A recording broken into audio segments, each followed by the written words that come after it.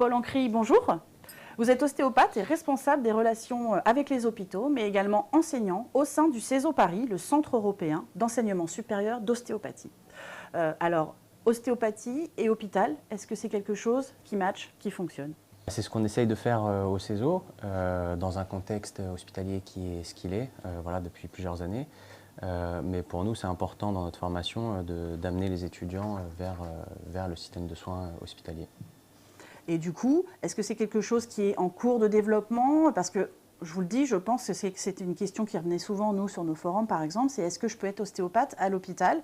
Et ça paraissait compliqué. Donc, est-ce que les choses sont en train un peu de se délier? Et si oui, comment ça se passe? On y travaille et pour l'instant, il y a des ostéopathes à l'hôpital, surtout dans les services en fait, en début et en fin de vie. C'est-à-dire en maternité, néonatalité, tout ce qui est autour de la grossesse. Et en fin de vie, donc dans les services d'oncologie, de soins palliatifs, voilà, où là on parle d'ostéopathie comme d'un soin de support. Et comment ça se passe du coup au CESO? Est-ce que les étudiants ont la possibilité de faire des stages en hôpitaux? Alors, je croyais que vous me disiez hors caméra que ce n'est pas obligatoire, mais vous les poussez fortement à le faire. Et du coup, ça se présente quand dans le cursus? Et ça consiste en quoi? Alors, c'est pour les étudiants en fin de cycle, donc 4e et 5e année, qu'on emmène donc à l'hôpital pour des stages d'observation et de pratique. Donc ils ont l'occasion d'aller faire des consultations sur des patients. Ils sont évidemment encadrés, supervisés par des professionnels. Et l'intérêt pour eux, c'est d'être au contact des patients, mais aussi au contact des équipes hospitalières et donc de pouvoir engager un dialogue avec les autres professionnels de santé.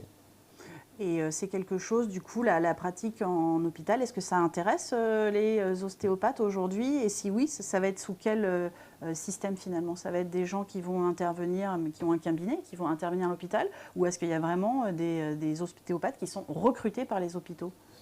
Alors, je ne pourrais pas vous dire dans le privé comment ça se passe, mais je sais qu'il y a des ostéopathes qui sont embauchés par des cliniques privées. Dans le public, voilà, pour l'instant, ça se passe un petit peu sous cette forme, ou bien des ostéopathes qui dégagent une journée ou 2 journées pour aller faire des consultations à l'hôpital. Le tout, c'est que ça se fasse en bonne intelligence avec les chefs de service et avec les équipes hospitalières, dans l'intérêt du patient, parce qu'il y a un moment pour une intervention ostéopathique qui est encore à définir. Ça, c'est des choses sur lesquelles on doit travailler pour vraiment préciser les patients sur lesquels on va avoir le plus de chances d'avoir un traitement favorable. D'accord. Vous étudiez évidemment chaque cas avant de voir quel patient mérite le plus d'être suivi en ostéopathie. Exactement. Du coup, aujourd'hui, quel serait, selon vous, le rôle de l'ostéopathe à l'hôpital? Alors, on parle beaucoup du public, mais que ce soit public ou privé, j'ai envie de dire. Alors, il y a plein de rôles, mais je pense que c'est essentiellement d'axer sur la façon dont les patients vivent leur maladie, leurs symptômes. Et donc là-dessus, en ostéopathie, on a des outils qui nous permettent d'agir sur la façon dont les gens perçoivent les choses, perçoivent leur corps et leur douleur.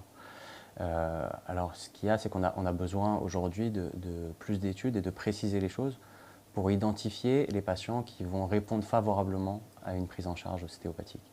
Donc c'est à ça que vous travaillez avec les étudiants au CESO notamment pour les années à venir, j'ai envie de dire. Exactement. Et vous, vous êtes responsable des relations avec les hôpitaux.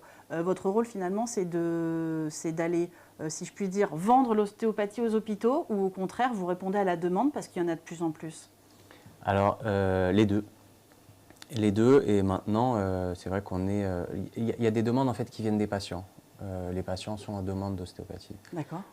Donc c'est de voir comment intégrer ça le plus intelligemment possible. D'accord. Et c'est quelque chose dont les hôpitaux étaient un peu encore réticents, mais du coup, écoutent les besoins des patients et commencent à s'ouvrir à l'ostéopathie. Voilà.